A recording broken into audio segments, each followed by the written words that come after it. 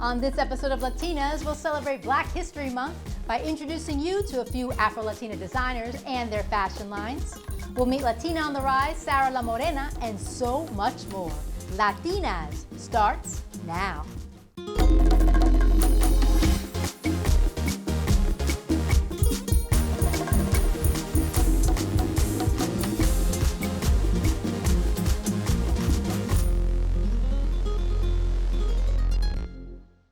Welcome to Latinas, the show that's all about nuestras mujeres in the Latinx community. I'm Tina Beth Pina. It's February, which means we're celebrating Valentine's Day or honoring African Americans during Black History Month, or if you're in New York City, February is usually the time for Fashion Week. And although that's happening virtually this season, fashion can inspire, empower, and make people feel good. But for Afro-Latina designers Sandra Bibi Martinez and April Walker, fashion not only transforms bodies, but minds as well. Each woman is tackling social justice through apparel. Elena Romero spoke with these two designing women who create streetwear with a purpose. For social justice, it's for us, it's just been being proactive and using our voices. April Walker is a pioneer in urban streetwear. Since the 1980s, her unisex line has celebrated hip-hop and Blackness.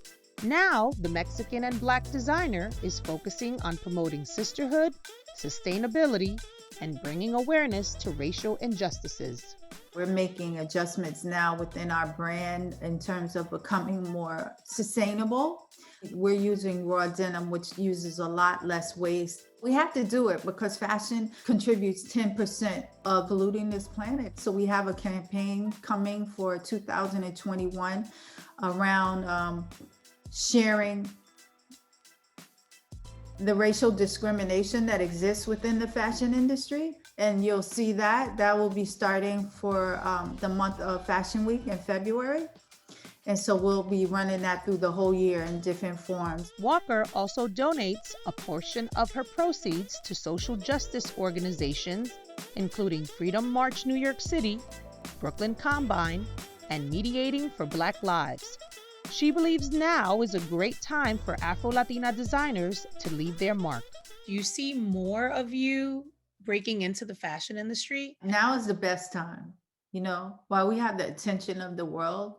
I just said one people, one planet, and I believe that. I believe we're so connected anyway. We are each other. We're one. So why not? I think that now's the time to pick up the bullhorn and to put your flag in the sand and say, we're here and we're not going anywhere.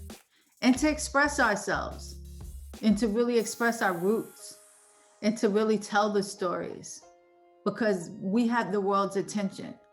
So, if we don't, shame on us. Another designer tackling social justice through apparel is social worker by day and designer by night, Sandra Bibi Martinez. For the past 3 years, the Puerto Rican Dominican designer, who was uprooted from El Barrio and now resides in the Bronx, creates apparel to counter gentrification. I like statement t-shirts, and through educating myself and needing a creative way to let out my frustrations, I developed PDTs, and my first shirt was Gentrification is Warfare. So you started your brand 3 years ago. How has it evolved?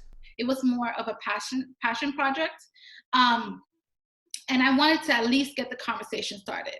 So when people will stop me on the street, yes, they'll be interested in the shirt, but then they'll tell me their own experiences with gentrification. They wanted to learn more and what books should they read. And that's what I really wanted to achieve. So it not only grew to a fashion line, but also an educational line. Martinez named her brand after Piri Thomas, the late Puerto Rican and Cuban writer and poet from El Barrio, whose memoir, Down These Mean Streets, became a bestseller. The Pirities brand champions what Thomas stood for, a love and celebration of community, culture, and self.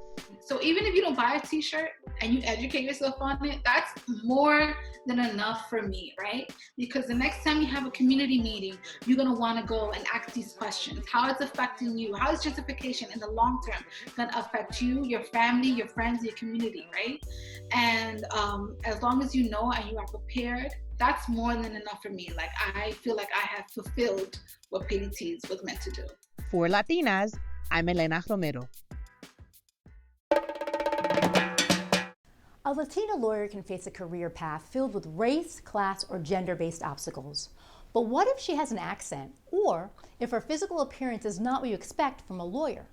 Colombiana Lida Tiburek came to the USA 20 years ago to be part of the legal system here, and this is her story.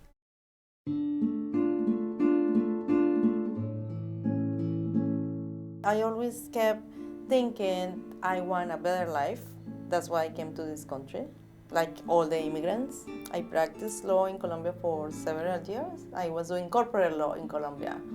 And then I decided to move to the US. It was a difficult process because I needed to learn English, and I was an adult when I started to learn English, so I have a very, very thick accent. But anyway, I managed to do that, finding how to become a lawyer in this country, going through the process of applying to schools and doing the essays, how to apply for that, getting all this information I needed, then going through law school when my English was not that good. Then after that, taking the bar exam that I passed the first time. It was very, very stressful. And then after that, I had to find a job, and it was not easy for me to find a job because at that time the economy was not that good, and I had to compete with other people, American lawyers who didn't have the accent. But I was lucky enough to find people throughout the way who helped me. Among them, I was working for a federal judge in Brooklyn, a Puerto Rican judge, Judge Irizarry, and she helped me, giving me the opportunity to work for her, and that opened doors for me. I think there's still the perception that women and Latin women are less smart than men, and it's not everybody. But I still see that some clients, they believe you less because you are a woman and you are a Latin woman. Now I have my own law firm, but before I had a partner, he's from Spain. So we always talk about that. Depends on the clients who come. He was the one who was leading the conversation because we knew this client will trust him more because he's a man and he's from Spain and he's white and he looks different.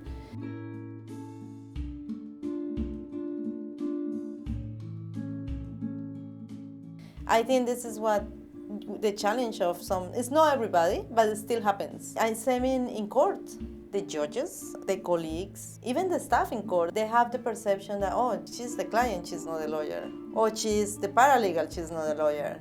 So kind of you have to show yourself more when you look like the way I look. Because unfortunately this is the perception, or this is what people believe. So I would like that to change.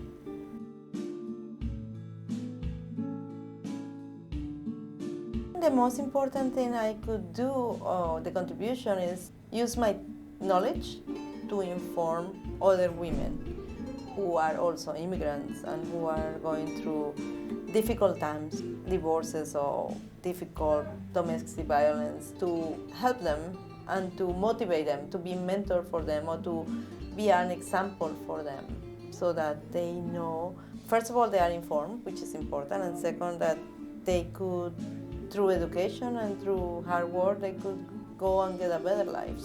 And it's part of what I like about my job, that I can interact with immigrants like me, and I see myself the same as them. Financial advisor Maria Angeles Bonain is back to give us her step number 2 to becoming the jefa of your money. Ladies, we are the jefas. We're the jefas at home, at work, at school, with our children, with our family. Are we the boss of our money? So ladies, now that we're making our own money, what do we do with it? Well, the first thing is keeping it in a safe place, right? So you would go to a financial institution and open a bank account in your name only. You're controlling it. You're the boss of your money. After you've opened the bank account, the money is safe. Then you have to think, how is that money going to serve your life? How is that money going to help you achieve and get what you want and what you need? I'm not talking about budgeting. I'm talking about putting your imagination to work. You're gonna let your imagination run wild. You're gonna sit down and you're gonna think about your goals. How is that money going to serve you? Maria Angeles will be back next month with rule number 3. Stay tuned. LaGuardia College professor Ana Lucia Fuentes is a pandemic hero. The CUNY professor and scientist has focused her work in the past year on the coronavirus. She has guided her students in creating posters and informational brochures about the virus that have been translated into several languages and distributed throughout CUNY as well as in Latinx communities worldwide.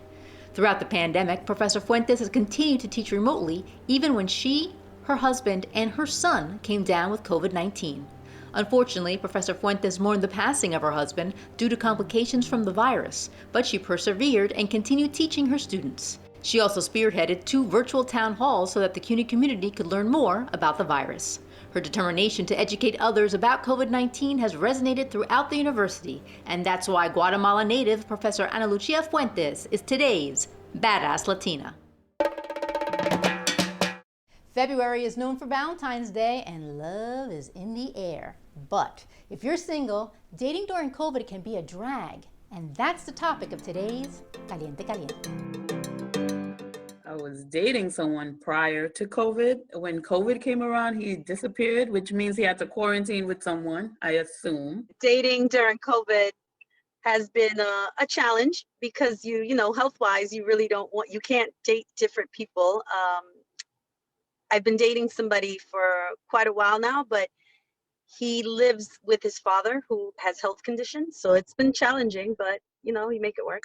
Everything's closed. How do you even begin to meet people? Like a lot of people are working from home, so they're not even leaving. So there's not even, maybe I'll meet someone on my commute or something like that. So it's pretty much non-existent, my dating life the past few months, but I am staying positive, hopeful. I went out to lunch with someone, and it was weird to sit in a restaurant with, you know, we're taking our masks down and trying to figure out, you know, if we're even really comfortable. It was cold, so it's strange, but you know, it was nice to have the company even for just like that short amount of time. Yeah, summer was definitely a lot easier to be out and about because I also did a lot of open spaces and you know, in those places we could kind of like go together and you know, but during the winter, like anywhere we have to be indoors, it gets challenging. I did do a few outings with friends. It was fun. I agree, in the summertime when the weather was good to do all of that, but I don't know. I'm kind of like, I don't even know where I stand because obviously I'm not going to meet someone on Zoom, right? You're not like randomly going to meet somebody on Zoom or like sitting at home. I agree with that online stuff because you see the same people, but then sometimes I think I'm like, wait, I'm back on, so I'm the same person too. So I can't even judge them because look at me, I'm back on too. You can make some things happen with FaceTime. Let's hope, you know, none of those people actually record the things that go on in those videos. But I've had some good FaceTime and I've actually met some nice people online. It just wasn't there for me, you know. Having the responsibility of a relationship with everything that's happening now, it's an extra weight, I think, that I don't really want to put on myself. And I like having the freedom of, it's just me and my son, and that's what I'm responsible for, and just trying to take it day by day. I mean, I would like to have someone in my life, but I just would really, really have to meet and be around the right person to make any type of commitment. I think you just have to know what you want. And if you're not getting it, then just let it go. And personally, I do want a relationship. I don't have an issue with a relationship. When it's good, it's not that much work. I do want a relationship. I feel like I'm at the point where I am ready to share my life with someone. I'm more secure as a woman and who I am. I know more of what I want and what I don't want. I'm not afraid to cut somebody off and walk away from a situation. Versus 10 years ago, I was insecure and you're trying to cling on to people who aren't good for you, who don't want to be with you. So I feel like I've grown so much as a person, and where I am right now, I feel like I am ready to meet my person. It's just, where is he? Let me know if he got an uncle. I will, Myra.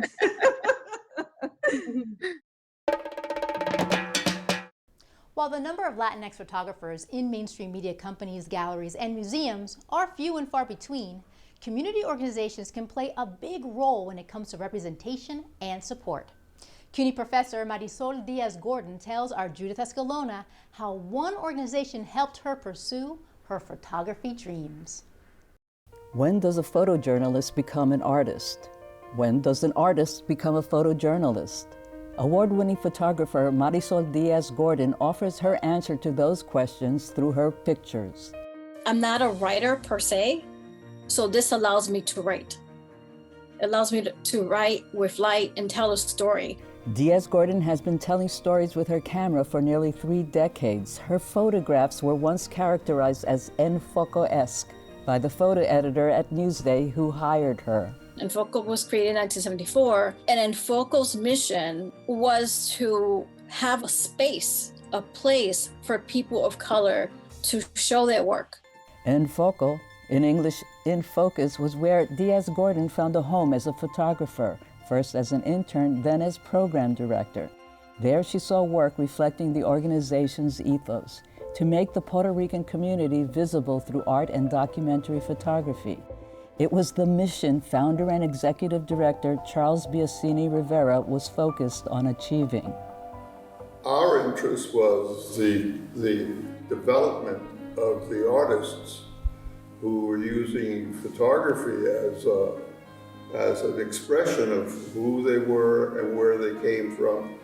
That was just unknown, totally unknown. No one had investigated, except for some sociologists that wrote some really dismal books about our community. The Enfoco exhibitions and its photography magazine, Nueva Luz, exposed Latino and other photographers of color to museums, galleries, and mainstream media.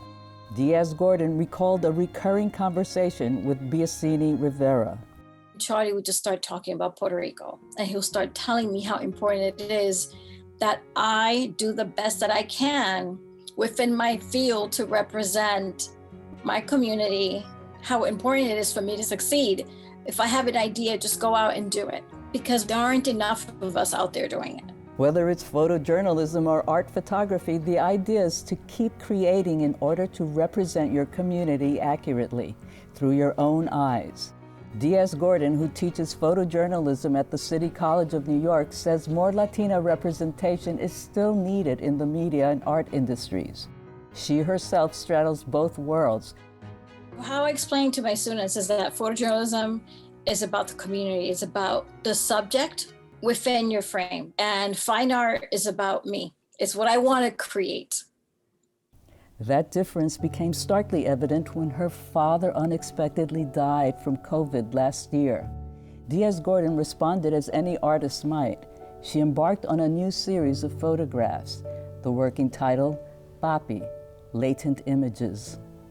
An homage to her father and a way of keeping him alive through her art. The work of Enfoco, however, and countless photographers like Diaz-Gordon continues. According to the 2019 US Bureau of Labor Statistics, Latinos make up 12% of employed photographers. Judith Escalona for Latinas.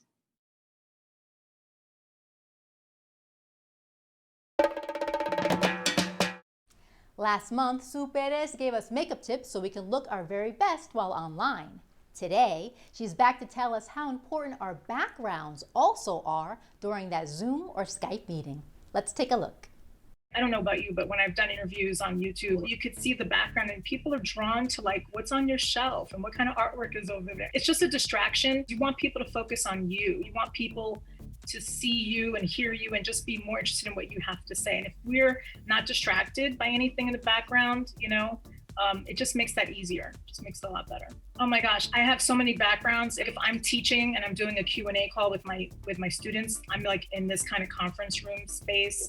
But if I'm doing something really legit and I'm doing, one-on-one with corporate clients, I'll use this background.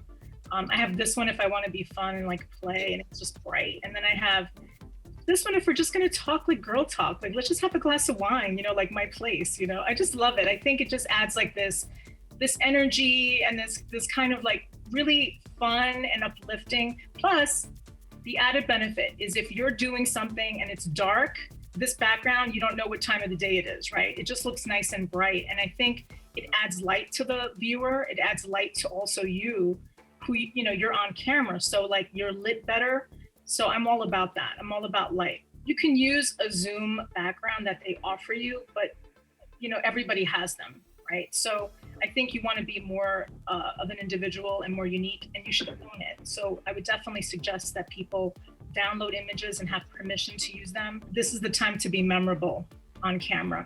And part of what I teach is not just your image, how you sound, what your brand messaging is, but also your backgrounds and things like tech, because it's amazing how many people just don't think it's that important. And it makes such a huge difference when you see the final result, how good you can look on video. Regional Mexican music is one of the most popular radio formats targeting Mexican Americans in the U.S. It encompasses genres like banda, mariachi, and Tejano music, to name a few. And one of its newest artists is African American by birth, but Mexican in her soul. She's heating up the charts with her stunning vocals, and that's why Sara La Morena is today's Latina on the rise.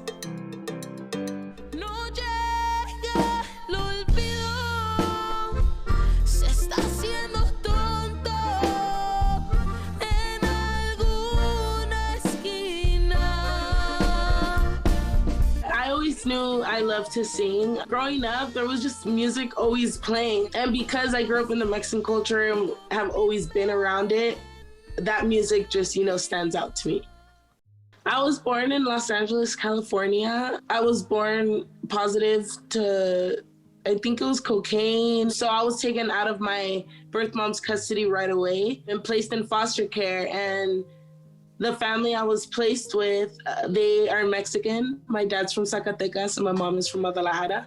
They took me in as their foster child and then, eventually went on to adopt me. And so I was raised in the Mexican culture. When I started going to school, a lot of the Latino kids looked at me like, oh no, you're not one of us. And then a lot of the Black kids looked at me like, oh, you're rejecting your Black roots, like, oh, you want to be one of them. So it was just a lot of confusion. My parents did do a super good job of making me feel like I wasn't different, like I could do what I wanted to do. I think a lot of it has to do with people just not really being aware that there are Afro-Mexicanos and Afro-Latinos that exist. I know that my situation is different, because I was adopted, but either way, there's a lot of just ignorance in that, area.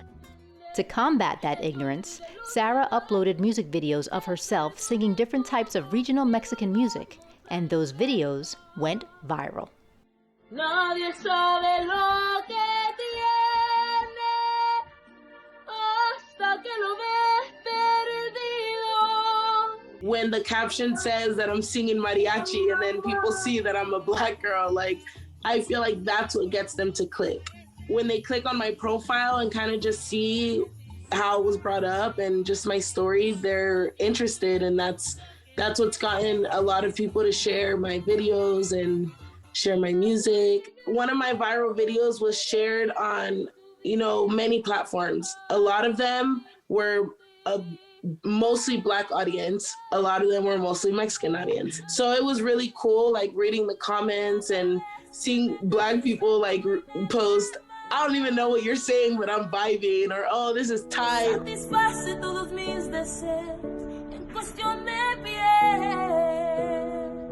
I really want to make a difference, if it's even in one person's life. The people that leave racist comments, if one of them could see my story and just realize what can happen when we don't see color, so many great things can happen, you know? The married mom of two has already signed with Silent Giant Entertainment because of the response she's received online, and will soon be coming out with her first album. In the meantime, Sarah hopes she will be as well received as her musical idols. I have two big inspirations. Jenny Rivera for sure. Everything that she overcame and the lengths that she went, like the way she proved everyone wrong, the way she didn't care what anyone had to say, like that's a woman I look up to a lot. And Selena, I see a lot of myself in her and the way that people try to break her down and with the language barrier, and I just see that a lot with the color barrier, you know? I just want people to take the time to really, you know, get to know me and where I come from. I really want to, you know, make it big. I want to share my music. I want my music to be heard, and I want my music to unify people. I'm not here to appropriate. I'm not here to steal anyone's culture or benefit off anyone else's culture. Like, this is just me.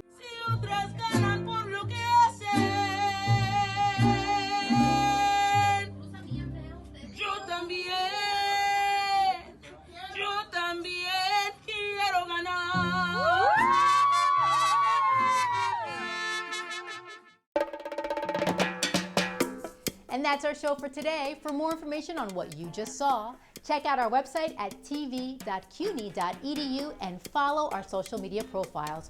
We love sharing our Latina stories with you. And please make sure you tune in next month, where we'll talk to Maria Hinojosa about her latest book, Once I Was You, and so much more. ¡Uepa! Hasta la próxima. Bye-bye.